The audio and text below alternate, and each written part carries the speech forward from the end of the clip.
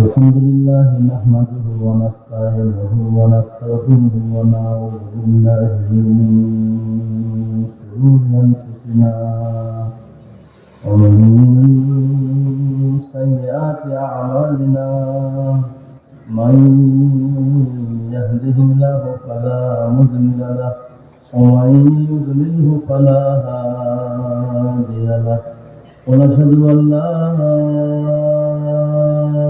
إله إلا الله وحده لا شريك له ونشهد أن محمدا عبده ورسوله أما بعد فأعوذ بالله من الشيطان الرجيم بسم الله الرحمن الرحيم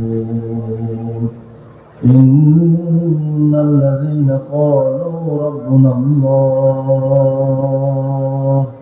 ثم استقاموا تتنزل عليهم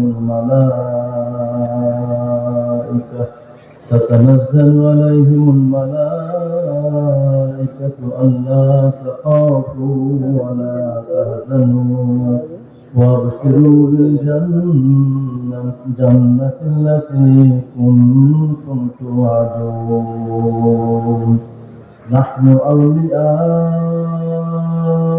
في الحياة الدنيا وفي الآخرة ولكم فيها ما تشتهي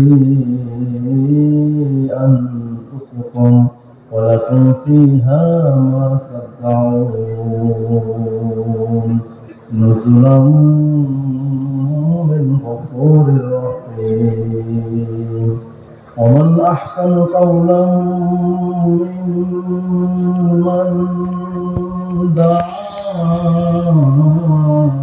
إلى الله وعمل صالحا وقال إنني من المسلمين وقال عليه الصلاة والسلام كل أمة يدخلون الجنة إلا من أبى قيل ومن يأبى يا رسول الله قال فمن أطاعني دخل الجنة ومن عصاني فقد أبى السلام আল্লাহ রাব্বুল আলামিনের রাসূল মেহরবানি আল্লাহ পাক আমাদের সকলকে দাওয়াতের মোবারক মেহনতের নিসবতে এক জায়গায় জমা হওয়ার তৌফিক দান করেছেন। দাওয়াতের মোবারক মেহনত বর্তমানে আল্লাহ পাক পুরো পৃথিবীর মধ্যে আল্লাহ পাক চালিয়ে দিয়েছেন। দাওয়াতের মোবারক মেহনতের নতুন করে তারুফ বা পরিচয় করার অবকাশ থাকে না। পুরো দুনিয়ার সমস্ত মানুষ দাওয়াতের মোবারক মেহনতকে জেনে নিয়েছে।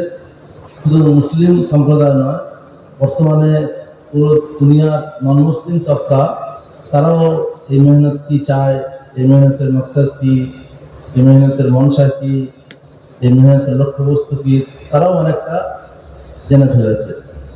যার কারণে গায়ের কম পর্যন্ত তারাও বর্তমানে অনেক সমাজ বিরোধীদেরকে বা এই ধরনের যারা অন্যায় আচরণ করে ফেলছে তাদেরকে ধরে তারা বলছে এদেরকে জামাতে পাঠিয়ে দাও, এরা সুধরে যাবে, ভালো হয়ে যাবে। গত কয়েক বছর আগে একজন আমাদের গায়ের কমের বাড়িতে একজন মুসলমান লেবার কাজ করতো।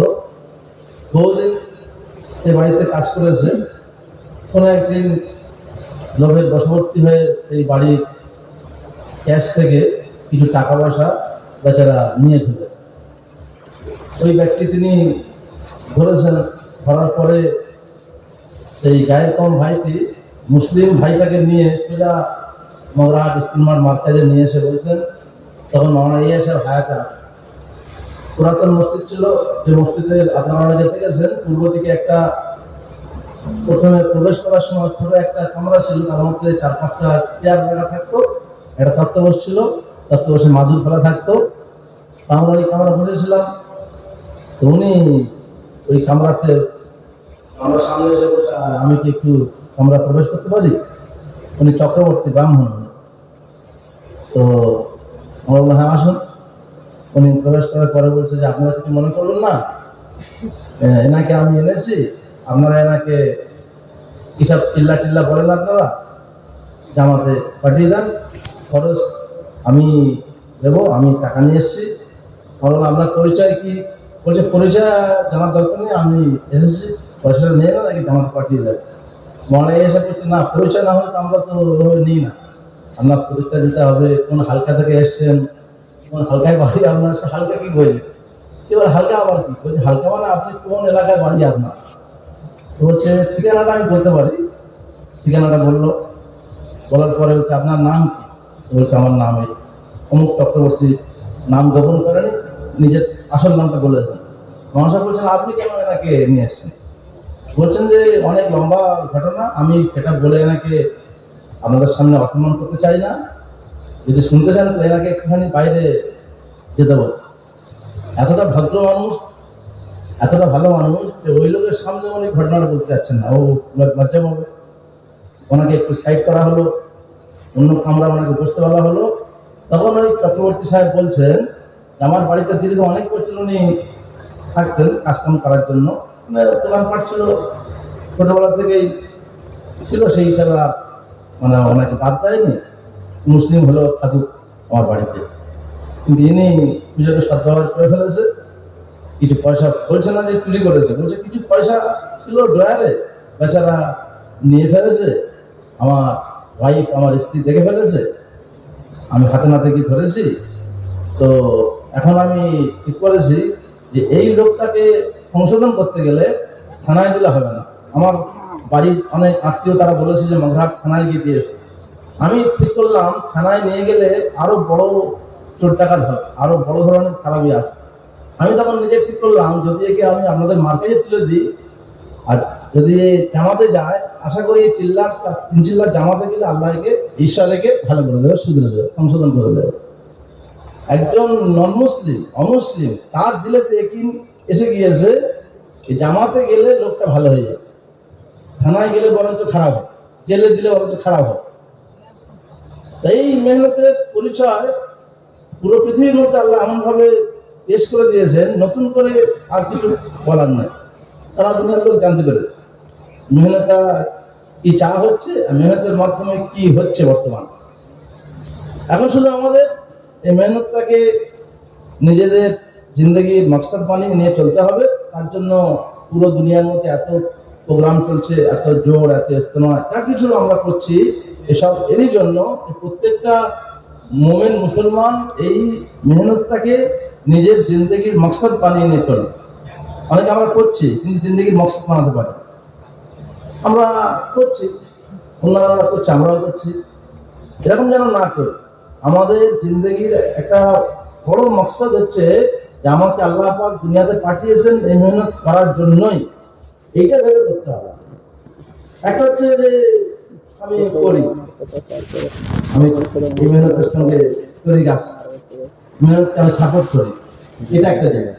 একটা হচ্ছে এই মেহনতের জন্য সবকিছুকে লাগানো, ওই জায়গাতে আসার জন্য আল্লাহ পাক তিনি আমাদেরকে যে রসুল দিয়েছেন, যে নবী দিয়েছেন, নবীজির সঙ্গে যে সাহাবাদেরকে দিয়েছেন, এই নবী এবং সাহাবাদের থেকে নিচে আর নামা যাবে। পরিষ্কার বলতেন तुम अगर अंबिया और हमारे नबी हुजूर पाक इस्लाम के सहाबा के नीचे अगर तुम उतर गए फिर तुम मंजिल मकसद तक तुम पहुंच नहीं सकोगे। এটাই আমাদের ভুল হয় অনেক সময়, আমরা আম্বিয়াদের জিন্দগি থেকে আর সাহাবাদের জিন্দগি থেকে অনেক নিচে নেমে আসি, অনেক নিচে চলে আসি। ওই জন্য আমাদের নবীদের ওয়াকিয়াগুলো খুব মনে রাখা। আম্বিয়াদের সঙ্গে আল্লাহ পাক গায়বী মদত কি করেছিলেন, নবীরা এই মেহনত নিয়ে চলার কারণে কি হালত এসেছিল, সেই হালতের মোকাবিলাতে আল্লাহ পাক তাদেরকে দাওয়াতের মেহনতকে দিয়ে কিভাবে তিনি হালতকে দুরস্ত করেছিলেন, এইগুলো প্রথমে আমাদের জেনে রাখতে হবে। আর তার জন্য কোরআনে পাকের আমাদের সাহায্য নিতে হবে। 30 পারা কোরআন শুধুমাত্র তাবিজ লেখার জন্য আল্লাহ পাক পাঠায়নি। 30 পারা কোরআনকে আল্লাহ পাক পাঠিয়েছেন দাওয়াতের কিতাব হিসেবে, কিতাবুত দাওয়া, কিতাবুত তাবিজ না, কিতাবুল মাদুলি না। মুসলমান ভুল করে এই কিতাবকে মাদুলির কিতাব বানিয়েছে, জাফরান নিয়ে এসো, লিখে আর সেল করো। মুসলমান এই কিতাবকে কোরআন খানি করার জন্য অনেকে নিয়ে নিয়েছে। বেশিরভাগ মাদ্রাসাগুলো সব কোরআন খানির জন্য সব দলে দলে ছাত্রদের পাঠিয়ে দেয়। অমুকের বাড়ি যায় 10 জন, অমুকের বাড়ি 20 জন, অমুকের বাড়ি 10 জন। আমি তো মানে সাল লাগানোর পরে যখন 2-3টে মাদ্রাসায় আমি ছিলাম, প্রত্যেকটা মাদ্রাসায় আমি কোরআন খানি বন্ধ করে দিয়েছিলাম, এবং আমি পুরো মিটিং এর রেজুলেশন পাস করে আমি এখানে করেছিলাম কোনো বাচ্চা কোনো জায়গায় কোরআন খানি করতে যাবে না। এতে বাচ্চাদের পড়াশোনাও নষ্ট হয়, আকীদা নষ্ট হয়, যে বাড়ি যাচ্ছে তাদেরও আকীদা নষ্ট হয়, বহুত বড় খারাপ। কিছু পয়সা হয়তো আসে মাদ্রাসাওয়ালাদের বা যিনি পড়াচ্ছেন তার কিছু পকেট গরম হয়, দেখা যায় যে 10 জন ছাত্র পড়ে 10 জন ছাত্র 10 টাকাও পায়নি, যা টাকা দিয়েছে ওই ঘর মালিক সবটাই ওই যে পাঠিয়েছে তার অ্যাকাউন্টে গিয়েছে বা মাদ্রাসার অ্যাকাউন্টে গিয়েছে। যে বেচারা গুলো মেহনত করে পড়েছে এদের কিছু হয়নি, মাত্র দুটো খেয়ে চলে এসছে। আমি অনেক জায়গায় কোরআন খানি বন্ধ করে দিয়েছিলাম। কোরআন কি পৃথিবীতে নাজিল করা হয়েছে কোরআন খানি করার জন্য? কোরআন তো আল্লাহ পাঠিয়েছিলেন জিন্দগিতে কোরআনকে আমল করার জন্য। কোরআন জিন্দগিতে আমলই রূপ নেবে। কোরআন তো দস্তুর হায়াত, কোড অফ লাইফ, ইংলিশে বলা কোড অফ লাইফ, দস্তুর হায়াত, জীবন বিধান।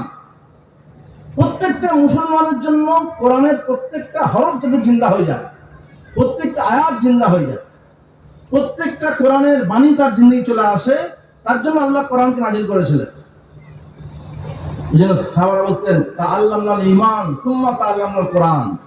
আমরা প্রথমে ঈমান শিখেছি, তারপরে কোরআন শিখেছি। আমি একটা মাদ্রাসায় গত বছরের মাদ্রাসা প্রোগ্রামে গিয়ে মোহতামিম সাহেব আর সমস্ত কমিটিকে নিয়ে বসে বলেছি যে আপনারা সিলেবাস চেঞ্জ করুন, আপনারা সিলেবাসের মধ্যে প্রথমে নিয়ে আসুন বাচ্চাদেরকে ঈমান শেখান। আমাদের সবকিছু হবে নবী এবং সাহাবাদের তরতিবে, মাদ্রাসাও চলবে একই তরতিবে, নতুন কোনো তরতিব চলবে না। মাদ্রাসার মধ্যে প্রথমে বাচ্চাদের ঈমানের ব্যাপারে আপনারা সচেতন হন, বাচ্চাদের ঈমান শিখা থেকে দেখুন। তাহলে যে বাচ্চা ঈমান না শিখে, যে বাচ্চা কোরআন শিখে নেবে, কোরআন শরীফ শেখার পরে ঈমান তার মজবুত না হওয়ার কারণে ও বাচ্চা কোরআন শরীফ শেখার পরে দাড়ি চেঁচে বাজারে ঘুরবে। বহু হাফেজ সাহেব দেখবেন দাঁড়িয়ে হাফেজ সাহেব ঘুরে বেড়াচ্ছে, অনেক পাড়া, অনেক মহল্লা, অনেক গ্রামে দেখবেন।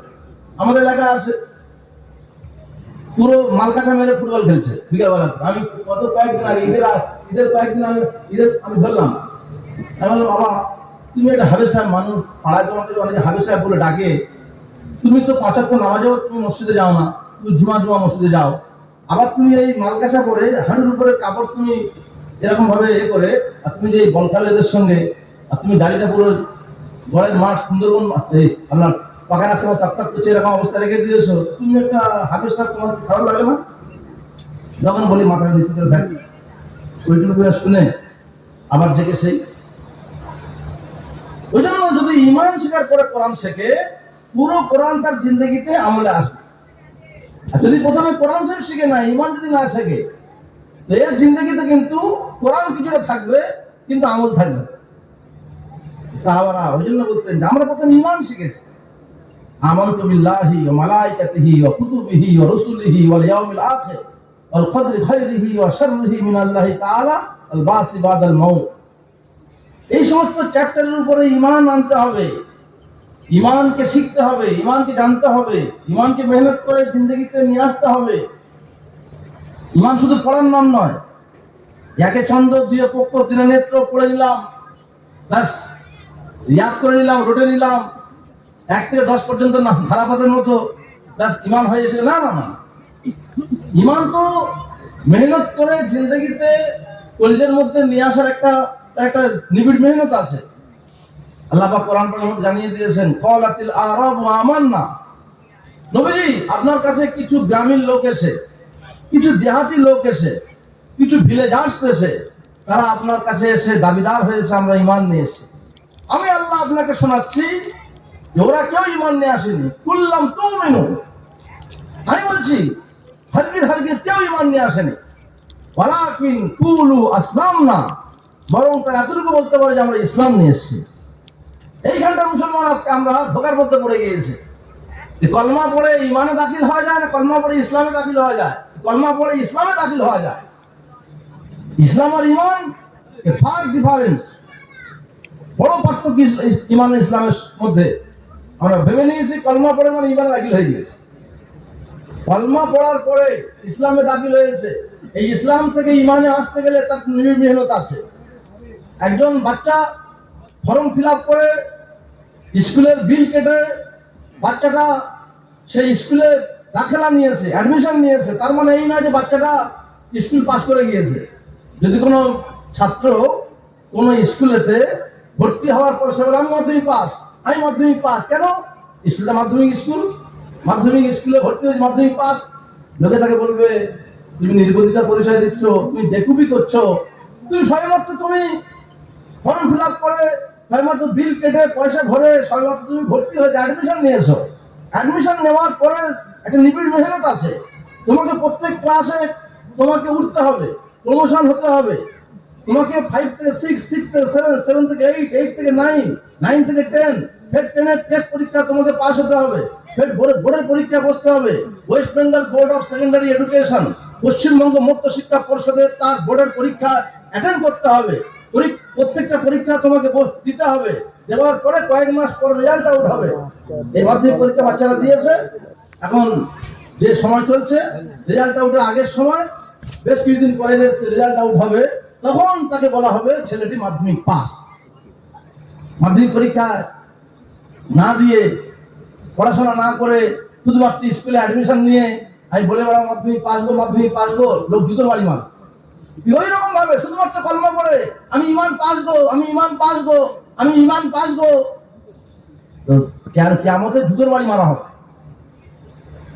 শুধুমাত্র কলমা পড়ে ইমান পাস গো কথাটা বলা, শুধুমাত্র অ্যাডমিশন নিয়ে মাধ্যমিক পাস গো সমান কথা। অ্যাডমিশন নেওয়ার পরে তার উপরে জিম্মেদারি এসে যায়, প্রত্যেকটা ক্লাসে প্রত্যেকটা সাবজেক্টে পড়াশোনা করতে হবে, ভালো করে ধ্যান দিয়ে পড়তে হবে, খাতা লিখতে হবে, সব রকমের জিনিস করতে হবে। করার পরে তাকে তার এক্সাম এবং ইমতিহানের মাধ্যমে তাকে উপরে ক্লাস উঠতে হবে। ওই রকম ভাবে আল্লাহ পাক এই যে ইমানকে দিয়েছেন, ইমানের একটা তার মেহনত আছে, ইমানের একটা পড়াশোনা আছে, ইমানের ব্যাপারে তার একটা ফিকির আছে, তার একটা মুজাহিদা আছে, এগুলোর মাধ্যমে ইমান তা তৈরি হবে। ইমাম বুখারী সাহেব রাহমাতুল্লাহ আলাইহি ইমানের চ্যাপ্টার যখন লিখছেন, উনি প্রথম ইমানের যে উনি তার অধ্যায়ে উনি লিখছেন, সেখানে উনি লিখছেন আল ঈমানু ইয়াজিদু ওয়া ইয়ানকুস, এটা উনি শিরোনাম দিয়েছেন। এই চ্যাপ্টারের শিরোনাম, এই চ্যাপ্টারের হেডলাইন দিয়েছেন, এই চ্যাপ্টারটা ক্লাস খুলতে হবে এই কথা বলে, ইমান যেটা বাড়ে আবার কমে। ইমান এটা এমন জিনিস, থার্মোমিটারে পারদের মতো, কখনো পারদ উপরে চড়বে, কখনো পারদ নিচে নামবে, কখনো 102 ডিগ্রি হবে, আবার কখনো 98 ডিগ্রি হবে, কখনো উপরে কখনো নিচে। ইমানের পারদ এরকম ভাবে, ইমানি কথা বললে, ইমানি আলোচনা করলে, ইমানি হরকত করলে, ইমানের মুজাকারা করলে, ইমানের দাওয়াত দিলে, ইমান আস্তে আস্তে আগে বাড়ে, আস্তে আস্তে উপরে উঠবে, আস্তে আস্তে ইমান বাড়বে। আবার যদি ইমানি হরকত কমে যায়, ইমানি কথাবার্তা আলোচনা বন্ধ হয়ে যায়, ইমানি মুজাকারা বন্ধ হয়ে যায়, ইমানের দাওয়াত দেওয়া বন্ধ হয়ে যায়, ইমান ঘাটতে ঘাটতে ঘাটতে ঘাটতে ইমান কমতে কমতে কমতে কমতে এত নিচেও আসতে পারে যে ইমান জিরোতেও চলে আসতে পারে, ইমান হারা হয়ে মরে যেতে পারে। কত মুসলমানকে আল্লাহ দেখিয়েছেন, কত ইমানওয়ালাকে, ইমানদারের ঘরে জন্ম নিয়ে, শুধু ইমানদার নয়, জবরদস্ত ইমানদার। কেমন জবরদস্ত? জমিনে সব থেকে বড় ইমানদার হচ্ছে নবী এবং আম্বিয়া এবং রাসূলগণ, এদের থেকে বড় ইমানদার কেউ হন না। সব থেকে জমিনের দামি ইনসান, সব থেকে পবিত্র ইনসান, পাক ইনসান, বেগুনা, মাসুম, নিষ্পাক, এরা হলেন নবী, আম্বিয়া, রাসূল, পয়গম্বর। প্রত্যেকটা নবী হচ্ছে মাসুম, প্রত্যেক নবী হচ্ছে বেগুনা, নিষ্পাক, কোনো গুনাহ থাকে না নবীদের। এইরকম নবীর ঘরে জন্ম নিয়েছে নবী নূহ, তার ছেলে কেনান মুশরিক কাফের, নবীর ঘরের সন্তান। লোকে বলে আমিনার ঘরে কুমিন, এমনি বলে না, নবীর ঘরের সন্তান কাফির। নবী কত বড় ইমানওয়ালা, তার বাড়ির একমাত্র ছেলে, তিনি ইমান নিয়ে আসেননি, কলমা পড়েননি, বাপের কলমা পড়তে পারেননি। তিনি বলছে বাপ তুমি তোমার মেহনত নিয়ে থাকো, আমি আমার ফিকির নিয়ে থাকি, আমি তোমার মেহনতে একমত নই, তুমি তোমার লাইন দেখো, আমি আমার লাইনে চলি। নবী নূহ অনেক বুঝিয়েছিলেন। যখন তুফানে নূহ সামনে আসবে, আল্লাহ পাক তার জন্য নবী নূহকে বলছে আপনি নৌকা তৈরি করুন। উনি বলছে আল্লাহ নৌকা তৈরি করব, আপনার হুকুমে নিশ্চয়ই করব, আমি নৌকা তৈরি করছি। নৌকা তৈরি করা শুরু করে দিয়েছেন। এদিকে লোকেরা ঠাট্টা বিদ্রুপ করতে শুরু করে দিয়েছে, ও নূহ তুমি নৌকা তৈরি করছো, তোমার নৌকা কি রাস্তায় চলবে? রাস্তায় তো গাড়ি চলে, রাস্তায় তো 2 চাকা 3 চাকা 4 চাকা, রাস্তায় মোটর বাইক সাইকেল অন্যান্য গাড়ি চলে। তোমার নৌকা আবার কবে থেকে আবার রাস্তায় চলবে? যে যা পারে বলছে। উনি আল্লাহ যেহেতু হুকুম, উনি সব সহ্য করছেন, সবটাই সহ্য করছেন। এদিকে নৌকা যখন প্রায় তৈরি হয়ে এসছে, এদিকে লোকেরা ঠাট্টা বিদ্রুপ করতে করতে এত ঠাট্টা বিদ্রুপ করা শুরু করে দিয়েছে। সকলে বলে এমনি ঠাট্টা বিদ্রুপ করে তো নবী নূহকে তো জব্দ করা যাচ্ছে না। এক কাজ করিয়া, আমাদের তো অনেকের শৌচালয়ের অসুবিধা আছে, এখন যেমন সরকার থেকে ঘরে ঘরে সব পায়খানা করে দিচ্ছে, তখন তো আর সেরকম সিস্টেম ছিল না। লোকে সব মাঠে ঘাটে জঙ্গলে সব পায়খানা করতো। সব ঠিক করলো, খুব সেপটিক চেম্বার, এটা খুব ভালো চেম্বার আমাদের জন্য তৈরি করেছে। সকলে মিলে আমরা চল গিয়ে ঘরে দিয়ে আসি। সব পাড়ার লোকেরা একমত হয়ে সকলে মিলে নূহের কিস্তির চারদিকে বসে সব পায়খানা করতে শুরু করেছে। পুরো গ্রামের লোক যদি পায়খানা করে অল্প সময়ের মধ্যে ভরে যাবে। প্রায় ভরে এসছে। নবী নূহ আল্লাহর সামনে বলছে, আল্লাহ এ কি হলো? আপনার হুকুমে আমি নৌকা তৈরি করলাম, এরা তো সেই নৌকাকে তো পায়খানা করে তো একেবারে নোংরা করে দিয়েছে। আল্লাহ বলছেন, নবী নূহ আপনি খামোশ থাকুন, খবর করুন, আমি আল্লাহ সবটাই জানি, আমি আল্লাহ সবটাই দেখছি। আমি আল্লাহ কিভাবে নৌকাকে সাফ করাবো, কিভাবে পাক করাবো, কিভাবে আপনার নৌকা আপনার কাছে পরিষ্কার হয়ে কেমন ভাবে ফেরত পাবে, সব আপনি দেখে নেবেন, আপনি সবর করুন। আল্লাহ পাক তিনি কিরকম সাফ করার মালিক। বান্দা ভাবে এক, আল্লাহ কিরকম করে আর এক। আল্লাহ পাক এলাকার মধ্যে একটা চর্মরোগ দিয়ে দিয়েছেন, এক্সিমা, চামড়ার রোগ। এমন চর্মরোগ যে চর্মরোগের মলম আর তার অয়েন্টমেন্টে আর তার এর জন্য কোনো চিকিৎসকের চিকিৎসা কাজে লাগছে না। যে যা মলম দেয় সব মলম ফেল, সব ওষুধ ফেল, সব মেডিসিন ফেল, কোনোতেই কোনো কিছু হয় না। সকালে খালি হিজড়োয়, প্রত্যেকেই চুলকোচ্ছা, প্রত্যেকেই পেরেশান, প্রত্যেকেই পেরেশান। পুরো মহল্লা, পুরো গ্রামবাসী সব পেরেশান। একজন ব্যক্তি পায়খানা করতে করতে একটু ডিসব্যালেন্স হয়ে গিয়ে পায়খানার মধ্যে পড়ে গিয়ে সে হিজড়াচ্ছিল। যেই পায়খানার মধ্যে পড়ে গিয়েছে, তো পায়খানা পুরো বদনে লেগে গিয়েছে।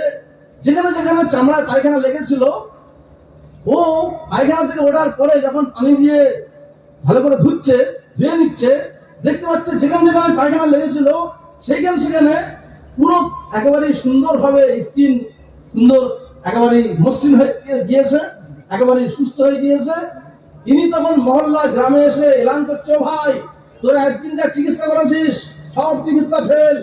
আমি তোদেরকে কসম করে বলছি, আমি পুরোপুরি একেবারে উপরওয়ালাকে সামনে রেখে বলছি, আমি নিজে তার চাক্ষুষ প্রমাণ। আমি পায়খানা করতে করতে ওই পায়খানার চেম্বারের মধ্যে পড়ে গিয়েছিলাম। পড়ে যাওয়ার পরে আমার কুষ্ঠ রোগ, আমার এক্সিমা রোগ, আমার চর্মরোগ সবটাই সেরে গিয়েছে। সুতরাং তোমরা কোনো ডাক্তার কাছে যাবে না, কোনো মলম লাগাবে না। আসল তো মলম তোর ভিতরেই রাখা আছে। সুতরাং কেউ দেরি করে না, সব দৌড়া। যে যেখানে ছিল সঙ্গে সঙ্গে সকলকে থাম মেরেছে, সবকে থাম মেরেছে, সব থাম মেরে ইচ্ছা মতো মারছে, ইচ্ছা মতো মারছে। আবার কাটিয়ে নিয়ে আসছে, যদি কম পড়ে যায়। এই করতে করতে করতে করতে অনেকে আর পায়নি, হাঁচিবি দিয়ে কাঁদছে, অন্য জিনিস দিয়ে কাঁদছে। কাঁদতে পুরো নৌকার ঘা আয়নার মতো ঝকঝক করছে। নবী নূহকে আল্লাহ বলছে, নবী নূহ কিরাম পরিষ্কার হলো, কিরাম সাফাই হলো। আমি আল্লাহ চাইলে বান্দাকে এইরকম ভাবে ঘাড় ধরিয়ে সাফ করতে জানি, আমি আল্লাহ চাইলে এরকম পাক করতে জানি। লোকেরা যেমন তোমার নৌকাকে নাপাক করতে চেয়েছিল, আমি আল্লাহ এরকম ভাবে, আমার কাছে এমন মশলা আছে, আমার কাছে এমন প্রোপাগান্ডা আছে, আমার কাছে এমন তার কায়দা কৌশল আছে।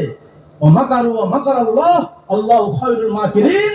যারা দুনিয়াতে মাক্কারি করছে, গাদ্দারি করছে বিভিন্ন জিনিস নিয়ে, তারা জানে না আল্লাহ সবচেয়ে বড় সুকৌশলকারী। সমস্ত সুকৌশল তার হাতে। তিনি ভালো জানেন যে কাকে কিভাবে দিয়ে পাক করাতে হয়, সাফ করাতে হয়, জঞ্জালকে সাফ করাতে হয়, নাপাককে সাফ করাতে হয়, নৌকাকে সাফ করাতে হয়, তার থেকে ভালো কেউ আর জান না। নবী নূহ তখন বুঝতে পারলেন আল্লাহ পাক তিনি সত্যিকারের সবচেয়ে বড়, তিনি সুকৌশলের, তিনি আসল মালিক তিনি। সুতরাং আল্লাহ পাক তিনি দেখিয়ে দিলেন যে নবী নূহ এবার আপনি আপনার সমস্ত কিছুকে, নৌকাকে নিয়ে আস্তে আস্তে আপনি পানিতে ছাড়ুন। উনি যখন নৌকাটা নিয়ে আস্তে আস্তে পানিতে ছেড়েছেন, এদিকে আকাশ ভেঙে বৃষ্টি, এদিকে জমিন থেকে বলবল করে পানি উঠছে, চারদিকে শুধু পানি আর পানি, চারদিকে শুধু পানি আর পানি। এদিকে ছেলেকে বলছে, বাবা তাড়াতাড়ি তো নৌকা উঠে। বলছে না না না, যদি পাহাড় অনেক উপরে, এখন যেমন মাউন্ট এভারেস্ট আছে, হিমালয় পাহাড় আছে, অনেক উচ্চতা সম্পন্ন পাহাড়, সেই জামানায় জুদি পাহাড় ছিল এলাকার সব থেকে উঁচু পাহাড়। ছেলে বাপকে বলছে, বাপ নূহ, আপনি আমাকে ভয় দেখাচ্ছেন, এই প্লাবনে আমি ডুবে যাবো। আমি যদি পাহাড়ের চূড়ায় যদি পানি উঠে যায়, আমি যদি পাহাড়ের ওই শৃঙ্গের ওখানটায় আমি চড়ে বসে আমি ওখানে গিয়ে আমি ব্যাস নিজেকে আমি হেফাজত করবো। যখন পানি এইরকম আকার ধারণ করেছে, বাপ নূহ ছেলে কেনানকে বুঝিয়ে বলছে, দেখ বাবা, যা পরিস্থিতি চলছে, যদি পাহাড়ের চূড়া অতিক্রম করে পানি উপরে উঠে যাবে, তুমি হাবুডুবু খাবে, তুমি বাঁচতে পারবে না, এখনো সময় আছে, তুমি এই নৌকাতে উঠে যাও। তারপরেও ছেলে কেনান শোনেনি। যখন শোনেনি, আল্লাহ পাক তখন দেখিয়ে দিলেন যে একজন নবী হওয়া সত্ত্বেও নবীর সামনে নবীর বেটা হাবুডুবু খাচ্ছে, বারবার পানি খাচ্ছে, বারবার পানি খেয়ে ডুবছে, বারবার উঠছে, আর নবী দেখছেন, বারবার হাত তুলে আল্লাহ বলে, আল্লাহ আমার ছেলেকে আপনি বাঁচিয়ে নেন, আমার ছেলেকে আপনি বাঁচিয়ে নেন। আল্লাহ পাক তখন ধমক দিয়ে বলেছিলেন, খবরদার নূহ, বারবার আপনি খালি আমার কাছে বলছেন আমার ছেলেকে, আমার ছেলেকে, আমার ছেলেকে। আমি আল্লাহ বলছি, ও আপনার ছেলেই নয়, লাইসা মিন আহলিক, ও আপনার আহলের মধ্যে নয়। উলামারা লিখেছেন এখানে আহলে বলতে আহলে ঈমানের মধ্যে নয়, ও আপনার আহলে ঈমানের মধ্যে নয়। আপনার ঔরসজাত সন্তান হতে পারে, আপনার ঔরসে পৃথিবীতে আসতে পারে, কিন্তু আপনি যে ঈমানের মেহনত নিয়ে চলেছিলেন, আপনার সেই আহলে ঈমানের মধ্যে আসেনি। সুতরাং আপনি ওর বরবাদিটা আপনি চোখে দেখতেই থাকুন, খবরদার ওর জন্য আপনি হাত তুলে আমাকে ফরিয়াদ করবেন না। নবী নূহ ফরিয়াদ করে ছেড়ে দিলেন, নবী নূহ হাত নামিয়ে নিলেন। নবী নূহের সামনে ছেলে কেনান হাবুডুবু খেতে খেতে খেতে খেতে ওইখানটা ওইরকম অবস্থায় তিনি বরবাদ হলেন, ধ্বংস হলেন। আল্লাহ পাক দেখিয়ে দিলেন, আমার এখানে আমি দেখি না কে নবীর বেটা, কে নবীর বেটি, কে নবীর আত্মীয়, কে নবীর পরিবার পরিজন। আমার এখানে চলে কে ঈমানের মেহনত নিয়ে চলে, আর কে ইয়াকিনের মেহনত নিয়ে চলে, কে দিনদারি নিয়ে চলে, কে দিনের উপরে চলে, এইগুলো আমি দেখি। তা নাহলে নবী মোহাম্মদ মুস্তাফা আলাইহিস সালামের চাহিদা বেটি, সব থেকে ভালোবাসার যিনি যিনি লাডলি বেটি, তাকে যখন কবরে দেওয়া হচ্ছে, বলা হচ্ছে, হে কবর, জানো তুমি কাকে রাখা হচ্ছে? দো জাহানের বাদশা, সমস্ত নবীদের শিরোমণি হযরত মুহাম্মদ মুস্তাফা আলাইহিস সালামের সব থেকে চাহিদা বেটি, তাকে দাফন করা হচ্ছে তোমার ভিতরে। জানো কবর ইনি কে? ইনি হলেন হযরত আলীর স্ত্রী, হযরত আলীর বিবি। জানো ইনি হাসান হোসেনের আম্মাজান। এই সমস্ত ডিগ্রিগুলো শোনানো হচ্ছে। কবর আর থাকতে পারে না। কবর এগুলো শুনে বলছে, আমি কবর, আমি চিনি না কে মোহাম্মদের বেটি, আর কে আলীর স্ত্রী, কে হাসান হোসেনের মা।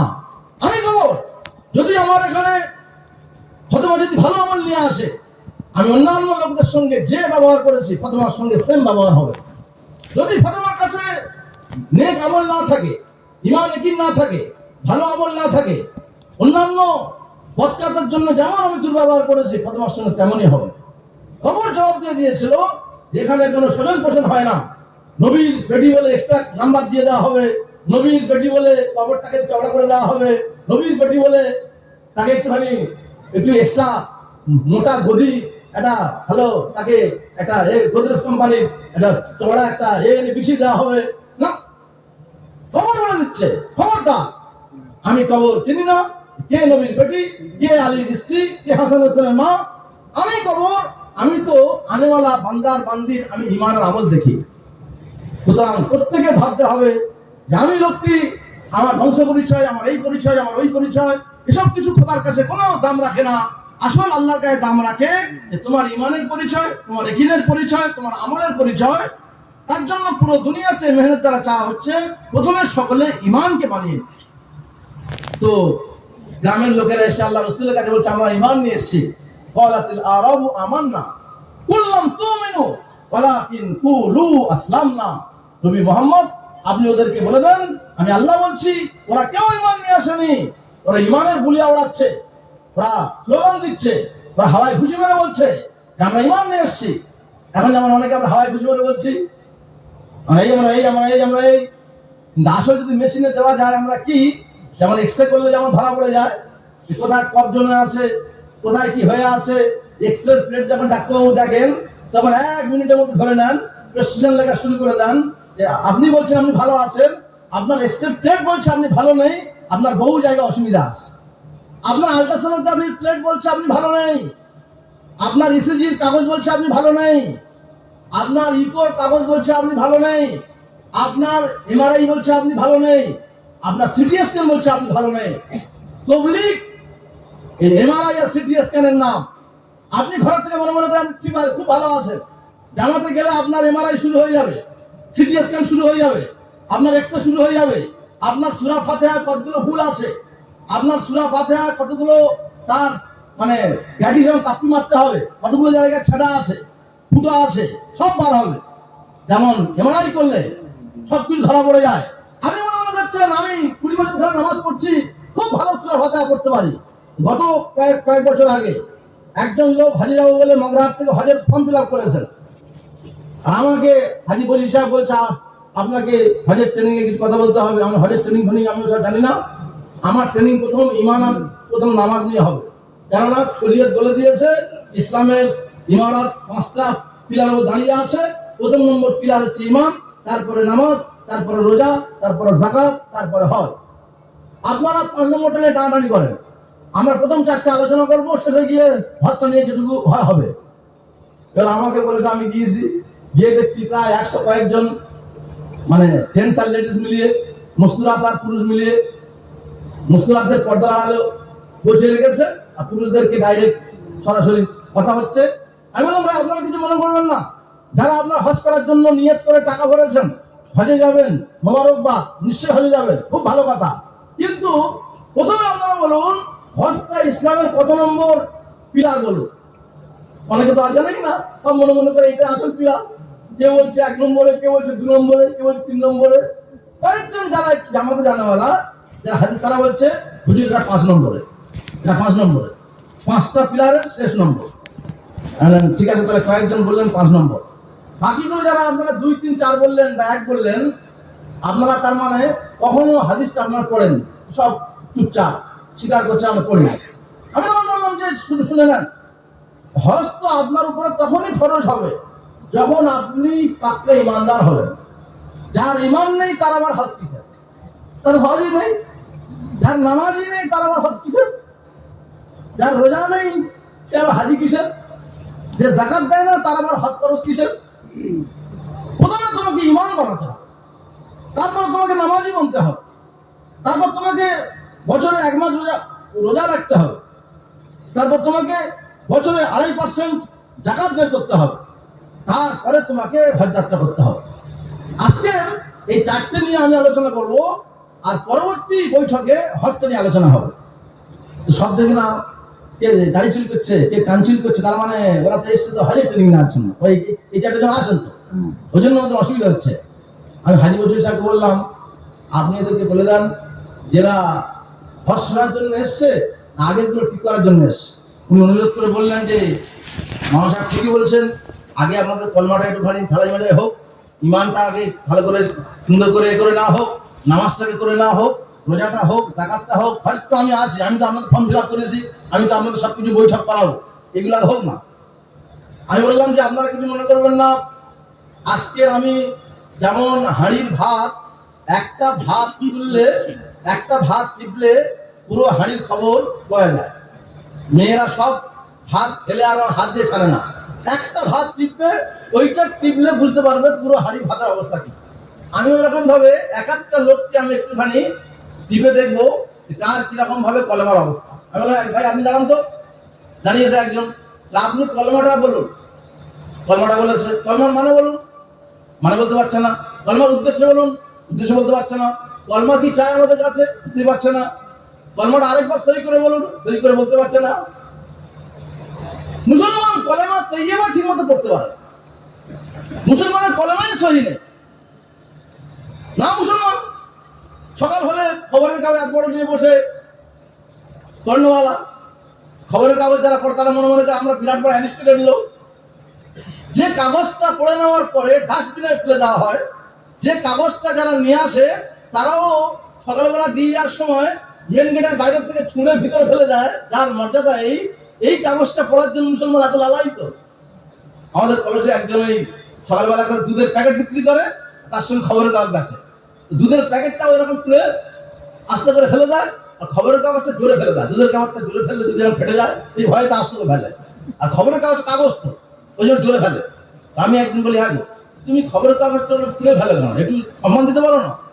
ও হুজুর, সম্মান কি দেবো? এটি কোরআন, তো সম্মান দেবো। কোরআন হলে তাকে ডেকে কলিং বেল টিপে বাইরে বার হলে, কোরআন হলে তাকে সুন্দর মর্যাদার সঙ্গে কোরআনটা তুলে দিতাম। এটা কোরআন নয়। কোরআনে বলা হয়েছে আলিফ লাম মিম যালিকাল কিতাবুল লা রাইবা ফি, এমন কিতাব যার মধ্যে কোনো সন্দেহের অবকাশ নেই। আর যে কাগজটা আমি ছুঁড়ে ফেলে দিই এর মধ্যে শুধু সন্দেহ সন্দেহ ভরা, ওই কাগজটা হচ্ছে যার মধ্যে সন্দেহের কোনো অবকাশ নেই। 1% সন্দেহ নেই, 1% কোনো মিথ্যা নেই, 1% কোনো ঝুট নেই, 100% সত্য কথা লেখা আছে কোরআন পাকের মধ্যে। খবরের কাগজ 90% মিথ্যা কথা, 85% মিথ্যা কথা, না 80% মিথ্যা কথা। মুসলমান সকাল হলে মিথ্যার আশ্রয় নিচ্ছে। মিথ্যা কথা শুনতে খুব ভালো লাগে এদের। নিজের ঘাটের পয়সা খরচা করে, 5 টাকা 6 টাকা করে দাম আছে তো, এই টাকাগুলো খরচা করে প্রত্যেকদিন মিথ্যা শুনতে আর মিথ্যা বলতে এত ভালো লাগে। মুসলমানের মন মানসিকতা এই জন্য খারাপ হয়েছে, মুসলমান সকাল হলে সত্যের আশ্রয় নেয়নি, সত্য কিতাব পড়েনি, সত্য কিতাব পড়তে জানে না, সত্যের কিতাব আশ্রয় নেয়নি, সত্যের কিতাবে তেলাওয়াত করা হয়নি। ওই জন্য এই মেহনতের চাওয়া হচ্ছে মুসলমান দৈনিক সকাল হলে প্রথমে সে আল্লাহর ঘরে যাবে, প্রথমে সে আল্লাহর ঘরে গিয়ে নামাজ পড়বে, ফজরের নামাজি হবে, নামাজ পড়ার পরে সূরা ইয়াসিন পড়বে। আল্লাহ রাসূল চেয়েছিলেন আমার প্রত্যেকটা উম্মতের দিলে সূরা ইয়াসিন থাক, প্রতিটা উম্মতের দিলে সূরা ইয়াসিন থাক। আচ্ছা, মুসলমানের দিলেতে কি এসে গেল? সূরা ইয়াসিন বাদ দিয়ে বাকি সব ভরে গিয়েছে, সব আছে, শুধু ইয়াসিন নেই, সূরা ইয়াসিন নেই। প্রত্যেকটা মুসলমানের দিলে আয়াতুল কুরসি থাকবে, সূরা ইয়াসিন থাকবে, সূরা ওয়াকিয়া থাকবে, সূরা মুলক থাকবে, অন্যান্য সূরা থাকবে। আর মুসলমান সূরা কিরাত জানে না, কোরআন জানে না, হাদিস জানে না, দরুদ শরীফ জানে না, দোয়া মাসনুরা জানে না, আত্তাহিয়াত জানে না, এদিকে ইস্তেগফার জানে না। মুসলমান এমনকি জানাজার নামাজ পড়ার আগে ইমাম সাহেব বলে দিতে হচ্ছে যে 4 তাকবীরের সঙ্গে নামাজ পড়তে হয়, প্রথম রাকাতে সানা পড়তে হয়, দ্বিতীয় রাকাতে দরুদ শরীফ পড়তে হয়, তৃতীয় রাকাতে এই পড়তে হয়, 4 নম্বরেতে এই বলে সালাম ফেরাতে হয়, বলে দিতে হচ্ছে। ঈদগাহতে বলে দিতে হচ্ছে অতিরিক্ত 6 তাকবীরের সঙ্গে এই নামাজগুলো আপনারা পড়বেন। ঈমানওয়ালা ঈদের নামাজের নিয়ত জানে না, ঈদের নামাজের তরিকা জানে না, জুমার নামাজের এই জানে না, আর নিজের আত্মীয় মারা গেলে জানাজার নামাজের তরিকা জানে না। মুসলমান তাহলে জানো কি? জানো নাকি? কি জানো? খবর কাগজ পড়তে জানো? মিথ্যার আশ্রয় নিতে জানো? মিথ্যা কথা বলতে জানো?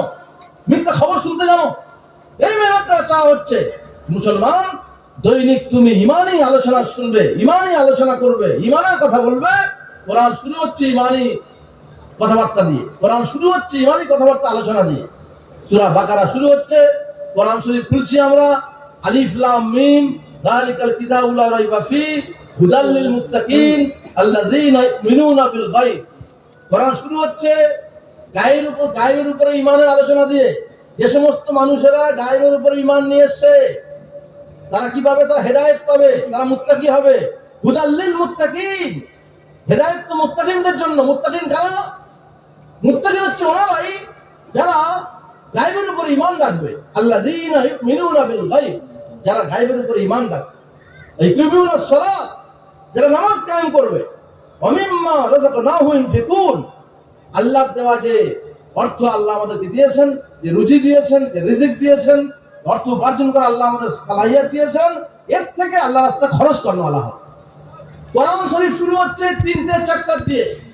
একদিকে ঈমানওয়ালা গায়েবের উপরে ঈমান রাখবে, আর একদিকে নামাজ কায়েম করানোওয়ালা হবে। নামাজকে বাদ দিয়ে কখনো কোনো মুসলমান ইসলামকে সাব্যস্ত করতে পারবে না। যার জিন্দগিতে নামাজ নেই তার জিন্দগিতে ইসলাম বলে কোনো বস্তুই নেই। আমি হজের ট্রেনিংয়ে বললাম, আপনারা কিছু মনে করবেন না, প্রথমে ঈমানের চ্যাপ্টারে কলেমার প্রথম তার ট্রেনিংয়ে বেশিরভাগ সব ফেল হয়ে গেলেন আপনারা। এখন আপনাদেরকে 3 চিল্লা গিয়ে ঈমান প্রথম শিখতে হবে। আজিব ব্যাপার, লোক হজে যাওয়ার জন্য 10 বার ট্রেনিং নিতে রাজি আছে, কিন্তু ঈমানকে জিন্দগিতে নেওয়ার জন্য 10 বার ঈমানের ট্রেনিং নিতে রাজি নেই।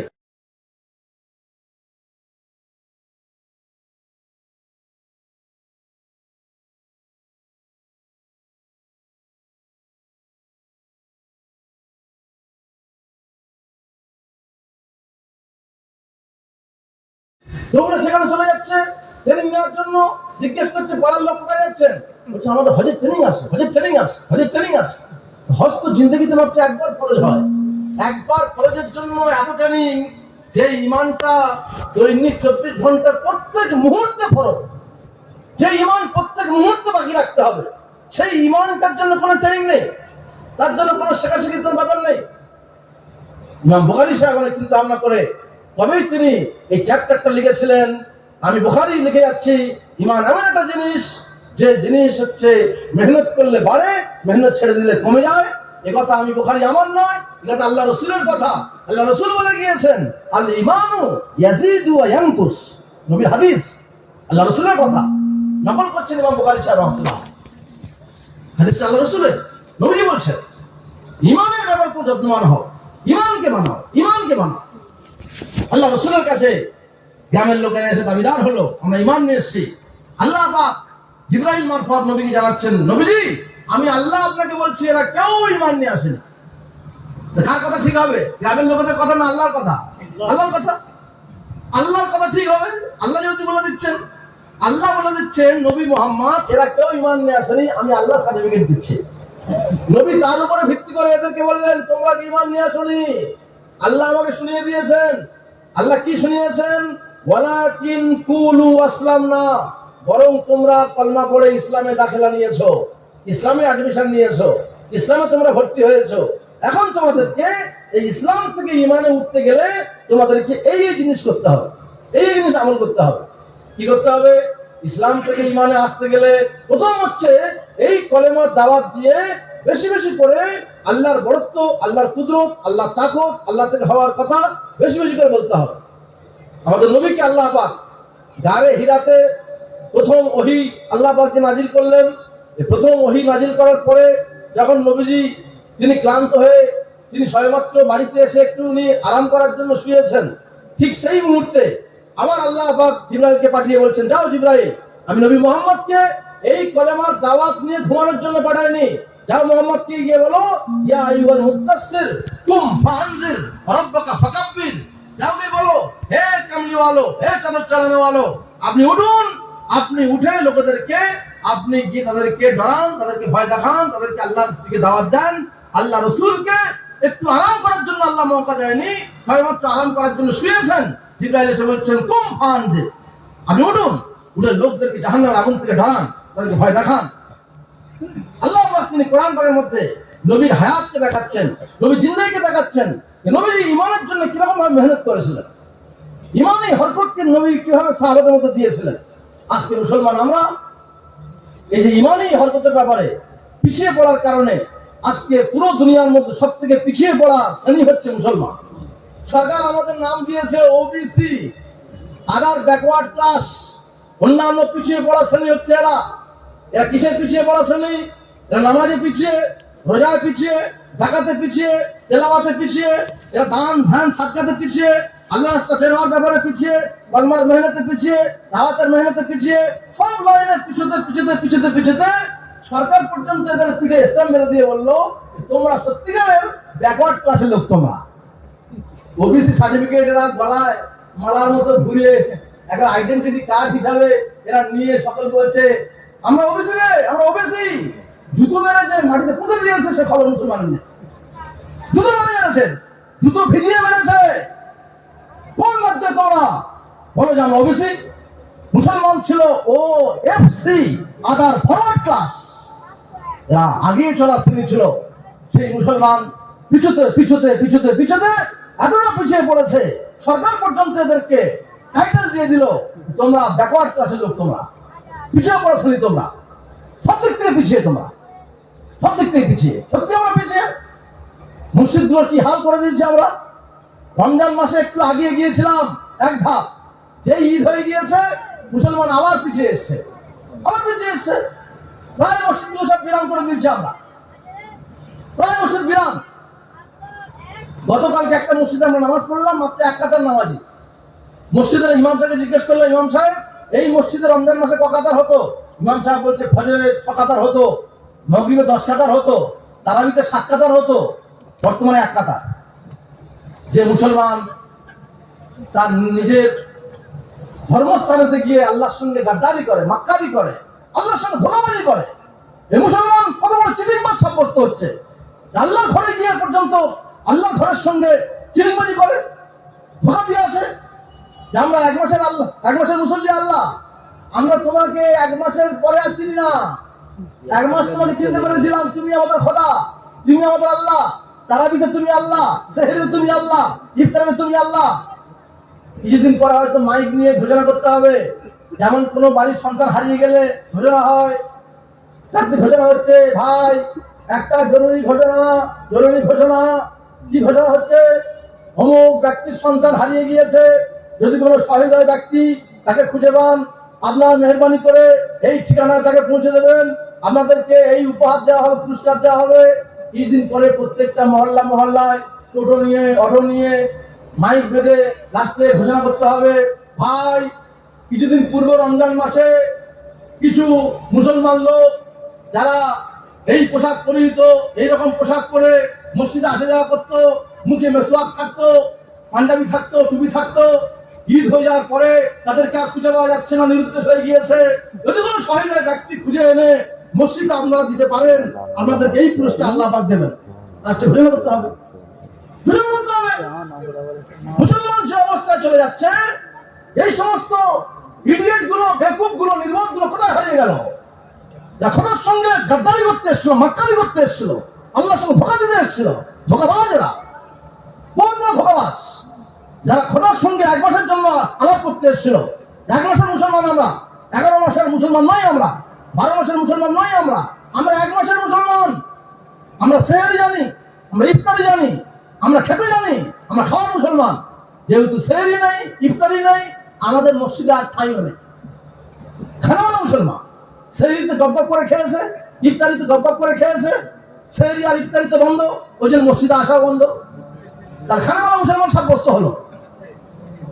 যে মুসলমান রমজান মাসে ঘুম ভেঙে সেহরি খেতে জানে, ও মুসলমানের নিশ্চয়ই আল্লাহ পাক তাকে এই সামর্থ্য দিয়েছে, এই যোগ্যতা দিয়েছে, সে ঘুম থেকে উঠে ফজরের নামাজ পড়তেও জানে। আল্লাহ পাক রমজানেতে 4টে এক্সট্রা আমল দিয়েছিলেন মুসলমানকে প্রমাণ করার জন্য। মুসলমান পারে এগুলো করতে, কিন্তু বদমাইশি করে বাকি 11টা মাস করে না। আমি আল্লাহ 1 মাস তাকে সুন্দর করে, তাকে অনুশীলন করে, এক্সারসাইজ করে, প্র্যাকটিস করে তাকে আমি আল্লাহ মজবুত করে দিচ্ছি, যাতে করে বাকি 11টা মাস সেই আমলগুলো করতে পারে। রমজানের রোজা হচ্ছে একটা আমল এক্সট্রা, যেগুলো বাকি 11টা মাস করে না। রমজানের তারাবি একটা এক্সট্রা আমল, সেহরি একটা এক্সট্রা আমল, ইফতারি একটা এক্সট্রা আমল। এই 4টে আমল হচ্ছে রোজার মধ্যে এক্সট্রা আমল আল্লাহ পাক দিয়েছিলেন। বাকি যেগুলো আমরা অন্যান্য সময় করি সেগুলো রমজান মাসে করেছি। কোরআনের তেলাওয়াত করেছি, জিকির আজকার করেছি, ইশরাক করেছি, চাষ করেছি, আওয়ামিন করেছি, তাহাজ্জুদ করেছি, এগুলো সারা বছর পড়ে থাকি। এই 4টে আমল হচ্ছে এক্সট্রা আমল। রোজা রাখতে হয়, সেহরি খেতে হয়, তারাবি পড়তে হয়, ইফতারি করতে হয়। এই 4টে আমল দিয়ে আল্লাহ আমাদেরকে এটা বুঝিয়েছেন যে আমার বান্দা, তুমি এই 4টে আমল যে 1 মাস করেছো, তার দ্বারা তুমি প্রমাণ করে দিয়েছো যে তুমি বাকি 12টা মাস তুমি এই 4টে আমল করতে পারবে। নাম্বার 1 হচ্ছে তুমি রোজা রেখে তুমি প্রমাণ করেছো তুমি কুঅভ্যাস, বদভ্যাস ত্যাগ করতে পারো। রোজা রাখার পরে প্রত্যেকটা মুসলমান নিজের সমস্ত কুঅভ্যাসকে ত্যাগ করে দেয়। একজন লোক আগে খুব মিথ্যা কথা বলতো, যেই রোজা রাখছে সঙ্গে সঙ্গে তার সামনে যেই এসে অন্যজন বলছে, সে বলছে না ভাই আমার দ্বারা সম্ভব না, আমি এখন রোজা রেখেছি। রোজা রেখে মিথ্যা কথা আমি বলতেই পারি না, হতেই পারে না। একজন ব্যক্তি রমজান মাসের আগে অন্য কোনো কিছু অসামাজিক ক্রিয়াকলাপ করতে, অ্যান্টি সোশ্যাল কাজ করতেন, কিন্তু যেই রোজা রেখেছে সঙ্গে সঙ্গে ত্যাগ করে দিয়েছে। যখন তাকে ফোন করে বলা হচ্ছে, বলছে না না না আমার দ্বারা সম্ভব নয়, আমি এখন রোজা রেখেছি। রোজা রাখার কারণে বদভ্যাস, কুঅভ্যাস তিনি ত্যাগ করেন। আল্লাহ বলে, বান্দা তুমি রমজান মাসে 1 মাস রোজা রেখে তুমি বদভ্যাস ত্যাগ করা তুমি পারো। আমি আল্লাহ চাচ্ছি এই রোজার পরে, ঈদের পরে বাকি 11টা মাস যেন তোমার দ্বারা কোনো বদভ্যাস যেন না হয়, যেন কুঅভ্যাস যেন অভ্যস্ত না হয়। নাম্বার 2, সেহরি। সেহরির দ্বারা আল্লাহ পাক এটা প্রমাণ করিয়েছেন যে তুমি ঘুম ভেঙে 3:30টার সময় ঘুম থেকে উঠে, 4টার সময় ঘুম থেকে উঠে তুমি সেহরি খাওয়ার নিয়েতে তুমি জাগতে পারো। যখন তুমি সেহরি খাবার নিয়ে জাগতে পারো, তাহলে তুমি এই ভোরের বেলা ফজরের নামাজের জন্য তুমি জাগতে পারো। তোমার মধ্যে আল্লাহ, আমি আল্লাহ সে সালাহিয়াত দিয়েছি যে তুমি সেহরি খাওয়ার জন্য জাগতে পারো, বাকি 11টা মাস তুমি ফজরের জন্য জাগবে। তুমি ডাকতে পারবে, তোমার মধ্যে সে যোগ্যতা আছে। নাম্বার 3 হচ্ছে তারাবি। এই তারাবির নামাজ 20 রাকাত যে আমরা পড়েছি, এশার নামাজ 17 রাকাত, তার সঙ্গে তারাবি 20 রাকাত, 37 রাকাত নামাজ পড়ে মসজিদ থেকে বার হচ্ছে। আল্লাহ পাক দেখিয়েছে, বান্দা তুমি যে 20 রাকাত এক্সট্রা তারাবি পড়তে পারো, এর দ্বারা তুমি প্রমাণ করে দিয়েছো যে আমি 20 রাকাত তারাবি যেমন পড়তে পারি, রমজানের পরে বাকি 12টা মাস আমি 5 ওয়াক্তের নামাজও পড়তে পারি। যেহেতু রমজানের মধ্যে আমি এক্সট্রা 20 রাকাত তারাবি পড়ে আল্লাহকে আমি দেখিয়েছি, সারাদিন 24 ঘন্টার মধ্যে দিবারাত্রি মিলিয়ে 17 রাকাত ফরজ নামাজ, 3 রাকাত বেতনের ওয়াজিব নামাজ, এই মোট 20 রাকাত হচ্ছে ফরজ আর ওয়াজিব করে প্রত্যেকে পড়তেই হবে। সুন্নত নফল যোগ করছি না, সারা দিবারাত্রি মিলিয়ে মোট 17 রাকাত ফরজ নামাজ হয়। 2 রাকাত ফজরের, 4 রাকাত জোহরের, 6 রাকাত আসরের, 4 রাকাত 10 রাকাত, মাগরিবের 3 রাকাত 13 রাকাত, এশায় 4 রাকাত 17 রাকাত, তাই তো? আর 3 রাকাত এশার সময় বেতরটা ওয়াজিব, ওয়াজিবটা যেহেতু ফরজের সমতুল্য প্রায় কাছাকাছি, এটাও যোগ করে নিলে 17 আর 3 কত হয়? 20 রাকাত। আল্লাহ পাক আমাদেরকে 20 রাকাত তারাবি পড়িয়ে তিনি বাকি 12টা মাস কমস কম তোমরা 20 রাকাত ফরজ আর ওয়াজিব মিলিয়ে যেন তোমরা পড়তে ভুলবে না। তোমরা প্রত্যেক দিন তোমরা 5 ওয়াক্তের নামাজ পড়বে, তার জন্য তারাবিটা দিয়ে আল্লাহ আমাদেরকে নামাজের অভ্যস্ত করিয়েছেন। একটা হইলো ইফতারি। ইফতারিকে সামনে রেখে বান্দা সবর কার বলে দেখায়, ধৈর্য কার বলে দেখায়। সমস্ত কিছু আইটেম সবকিছু 10 টাকা রাখা আছে, এদিকে শরবত রাখা আছে, এদিকে সমস্ত ফলফুল রাখা আছে, একেবারেই আইটেম প্রস্তুত। কিন্তু যতক্ষণ না পর্যন্ত সূর্যাস্ত না হচ্ছে, মাগরিব আযান না হচ্ছে, যতক্ষণ না পর্যন্ত আল্লাহর পক্ষ থেকে আওয়াজ না আসছে, ততক্ষণ পর্যন্ত একটা খেজুর মুখে দিচ্ছে না, এক ঘোট পানি মুখে দিচ্ছে না। এত মান্যওয়ালা, এত আল্লাহ পাকের মান্যওয়ালা, এত ধৈর্য ধারণ করানোওয়ালা যে বাকি 12টা মাস বান্দা তুমি সবর নিয়ে চলবে, ধৈর্য নিয়ে চলবে। সবর আর ধৈর্যের অনুসরণ আল্লাহ পাক ইফতারির মাধ্যমে করিয়ে দিয়েছেন। এই 4টে আমল রমজান মাসে আল্লাহ পাক দিয়ে বান্দাকে সুন্দর জীবন, সুন্দর জিন্দগি, যাতে করে সে 12টা মাস এরকম ভাবে চলতে পারে, তার জন্য আল্লাহ পাক রমজানকে দিয়েছিলেন। কিন্তু আফসোস, মুসলমান রমজানকে শুধু কেনাকাটার মাস করে নিল। রমজান মানে হচ্ছে ভালো পোশাক কিনতে হবে, ভালো জুতো কিনতে হবে, ভালো ড্রেস কিনতে হবে, ভালো ইমিটেশন কিনতে হবে, ভালো কিনতে হবে। রমজান মাস নেকি কামানোর মাস ছিল। নেকি না কামিয়ে শুধুমাত্র আমরা মার্কেটিং করে, ভালো মন্দ জিনিস কেনাকাটি করে, সব রকমের এই ধরনের আমরা আমাদের সমস্ত প্রোগ্রামগুলো সেটিং করে রমজানকে বরবাদ করে দিচ্ছি। তার জন্য আমাদেরকে ঈদ চলে গিয়ে ঠিক কথা, আল্লাহ রসুল ওই জন্য রমজানের সাথে সাথে শাওয়ালকে নিয়ে আবার হাদিসে পাক নবীজি আমাদের সামনে পেশ করলেন। নবীজি বললেন, যে ব্যক্তি রমজানের ঈদ হয়ে যাওয়ার পরে এই যে মাস চলছে শাওয়াল মাসে, যে ব্যক্তি 6খানা রোজা রেখে দেবে, আমি নবী মোহাম্মদ বলছি, এই 6টা রোজা রাখার কারণে আল্লাহ পাক তাকে সারা বছর রোজা রাখার সওয়াব দান করে দেবে। শাওয়ালের 6খানা রোজা। মানবর পালন পুরুষের রহমতুল্লাহ আলাইহি, উনি ম্যাথমেটিক্স খুব ভালো বুঝতেন, অঙ্কের খুব বড় উনি একজন ছিলেন। যদিও অঙ্কের ডিগ্রি ছিল না, ম্যাথে অনার্স উনি, ম্যাথে পিএইচডি, কিন্তু অঙ্ক খুব ভালো বুঝতেন। উনি একটা বয়ানে উনি বলছেন, ভাই এই 6টা রোজা করলে 360 দিনের সওয়াব পাওয়া যাবে কেন? বলে উনি ম্যাথ শেখাচ্ছে। বলছে 30টা রোজা 30 দিন হলো, আর তারপরে 6খানা রোজা শাওয়াল মাসে, এই মাসে হলো 30 আর 6 কত হলো? 36 হলো। উনি বলছেন, কোরআন পাকের মধ্যে আল্লাহ বলেছেন, বান্দা তুমি যা আমল করো আমি আল্লাহ সেই আমলকে মিনিমাম 10 গুণ বাড়িয়ে দিই। কখন বাড়িয়ে দিই? 10 গুণ বাড়িয়ে দিই। উনি বলছেন কোরআনের ম্যাথ হিসাবে, কোরআনের অঙ্ক হিসাবে 30 দিনে 30 রোজা, 6টা রোজা শাওয়াল মাসে, 30 6 36, 36 দিয়ে 10 গুণ করলে 360 দিনে সওয়াব পাওয়া যায়। আমাদের মুরব্বিদের ম্যাথের ব্রেন আল্লাহ কেমন দিয়েছিলেন। একজন মৌলভী সাহেব ছিলেন, মানবর পালনপুরি সাহেব, একজন মৌলভী। ওনার এই অঙ্কের হিসাবটা পাওয়ার পরে আলিগড় ইউনিভার্সিটির ম্যাথমেটিক্সের পিএইচডি যিনি, তিনি বলছেন, আমি ম্যাথ নিয়ে পড়াশোনা করে আমি আলিগড়ে প্রফেসরি করি, আমার ব্রেনে তো কখনো আসেনি ওমর পালনপুরি সাহেব তিনি হাদিস ঘেটে, কোরআন ঘেটে তিনি সত্যটাই বলে দিলেন। সত্যিকারের কথা, 30 দিন 30টা রোজা, আর 6খানা রোজা হচ্ছে শাওয়াল মাসে, 30 6 36টা যদি মিলিত হয়, এই 36টা রোজা 10 গুণ যদি সব বৃদ্ধি করে দেওয়া যায়, 36 10 কে 360 গুণের সওয়াব আল্লাহ পাক আমাকে আমার দিকে দেবে। এই বর্তমানে সেই মাস চলছে। এই 6টা রোজা একসঙ্গে রাখতে হবে জরুরি নয়। আপনি আজকে রাখলেন, 2 দিন পর আরেকটা রাখলেন, 3 দিন পর আরেকটা রাখলেন, 4 দিন পর আরেকটা রাখলেন, বুঝতে পারছেন? একসঙ্গে রাখতে হবে জরুরি নয়। এই মাসটার মধ্যে 6খানা রাখলে হবে। এই পুরো শাওয়াল মাস যেটা চলছে, এই মাসের মধ্যে 6খানা রোজা রাখলেই হবে। আমরা প্রত্যেকে নিয়ত করে নিই ইনশাআল্লাহ প্রত্যেকে 6খানা রোজা রাখার নিয়ত করব ইনশাআল্লাহ। আমি গতকালকে মগরাহাটে ওখানে মাগরিবের নামাজ পড়লাম মার্কাজে। ওখানে দেখছি একটা জামাত ছিল, জামাতের মধ্যে কয়েকজন সাথী তারা মাগরিবের সময় দস্তখানের পেতে ইফতারি করতে বসেছে।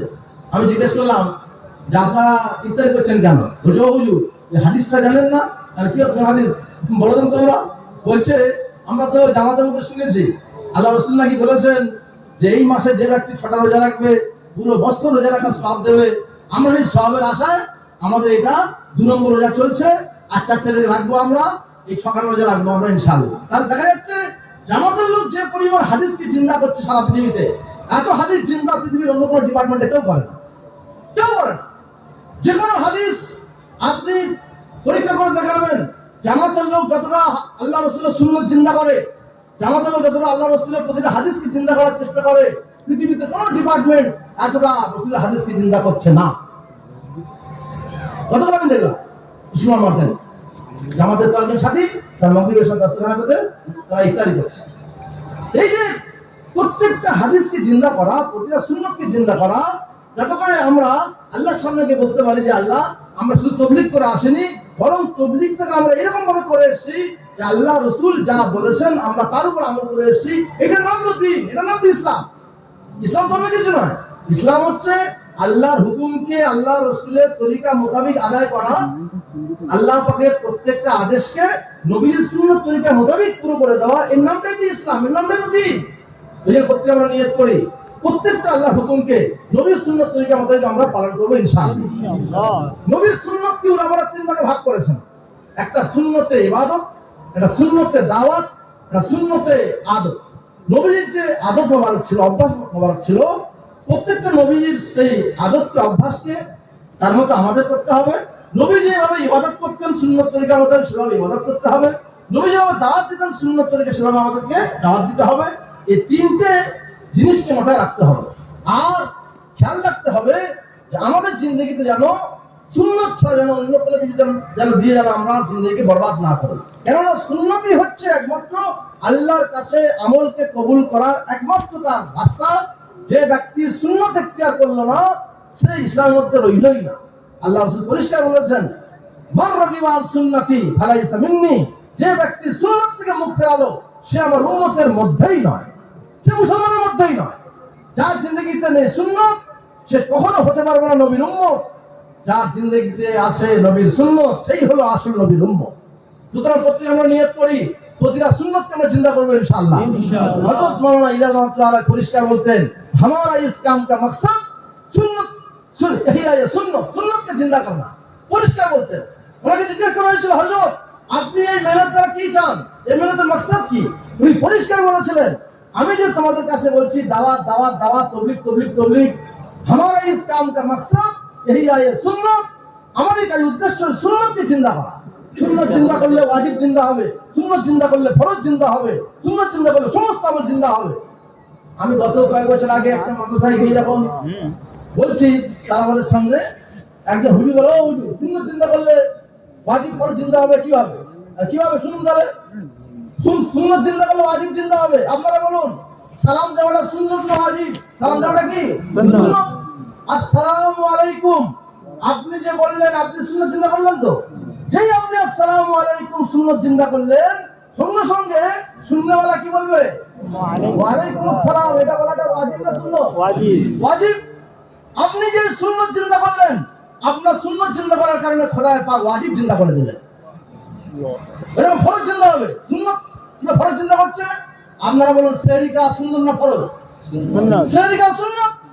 আপনি সেহরি খাওয়ার জন্য উঠেছেন সুন্নত চিন্তা করেছেন। যেই আপনি সেহরি খাওয়ার জন্য উঠে সুন্নত চিন্তা করেছেন আল্লাহ পাক আপনাকে ওই সেহরির টাইমে ফজরের নামাজ আদায় করে নিয়ে ফরজটাও চিন্তা করে দিয়েছেন। তাহলে বেশিরভাগ সব ভোরবেলা ফজরের নামাজ গোল করে ঘুমিয়ে পড়ে। আল্লাহ বলে, বান্দা তুই যখন সেহরি খেতে পেরেছিস, সুন্নত যখন চিন্তা করেছিস, আমি আল্লাহ তোকে ফরজের নামাজ ফরজটাও চিন্তা করার তৌফিক দিয়ে দিলাম। সুন্নত চিন্তা করলে ফরজ চিন্তা হবে, সুন্নত চিন্তা করলে ওয়াজিব চিন্তা হবে, সুন্নত চিন্তা করলে সমস্ত আমল চিন্তা হবে। সেজন্য উনি অনেক চিন্তা ভাবনা করে উনি বলেছিলেন, হামারা ইসলাম কা মাকসাদ ইহয়া সুন্নাহ, আমার এই কাজের উদ্দেশ্য হচ্ছে সুন্নত চিন্তা করা। সুন্নতকে চিন্তা করো।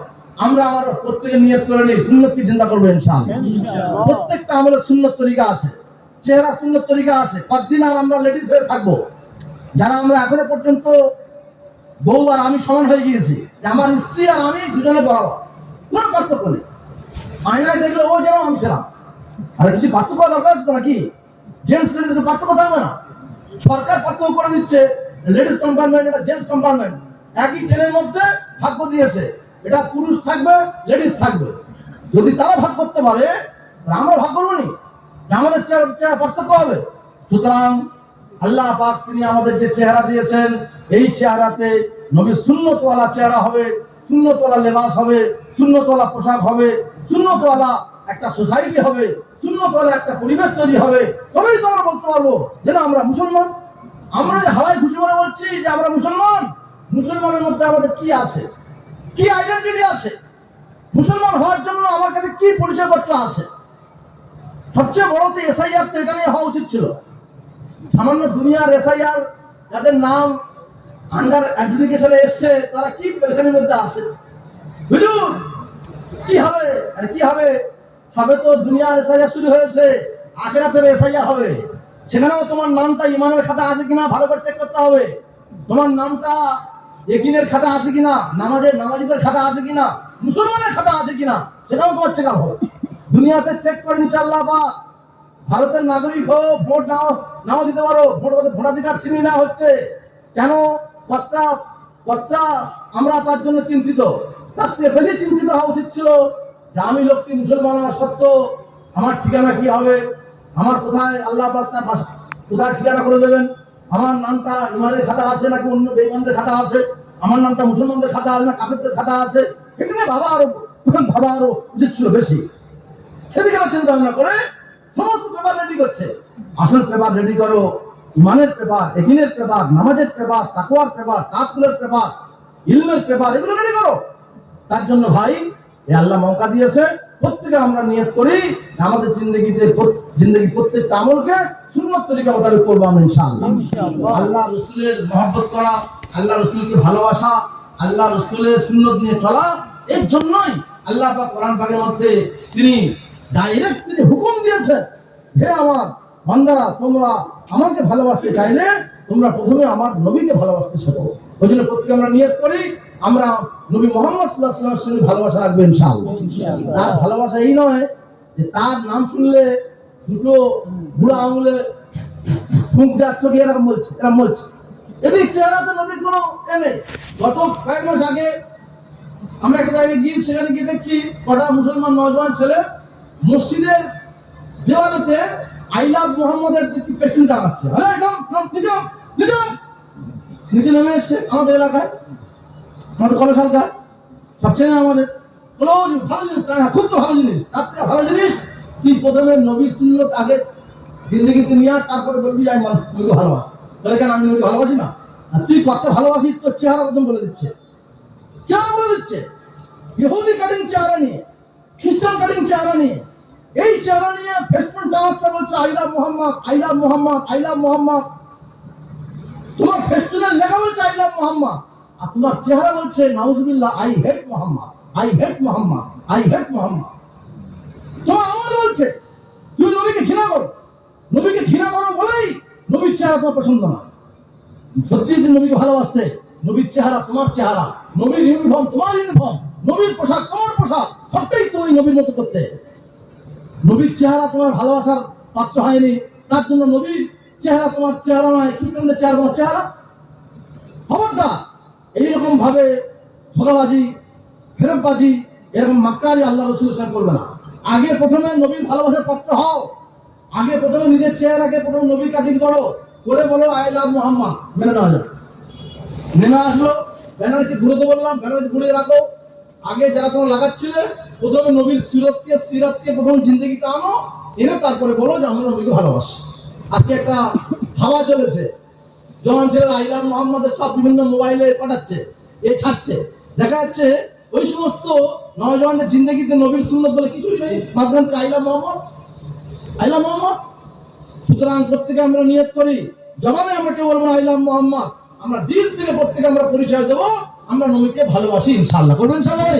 তার জন্য নবীকে ভালোবাসতে গেলে আর কি কি করতে হবে, কোন রাস্তা এখতিয়ার করতে হবে, কিভাবে জানমাল লাগাতে হবে, সেই সম্পর্কে শেষ কথা হয় দোয়া হবে। যারা আমরা বসে আছি এইরকম ভাবে আমরা শেষ পর্যন্ত দোয়া পর্যন্ত বসে থাকবো।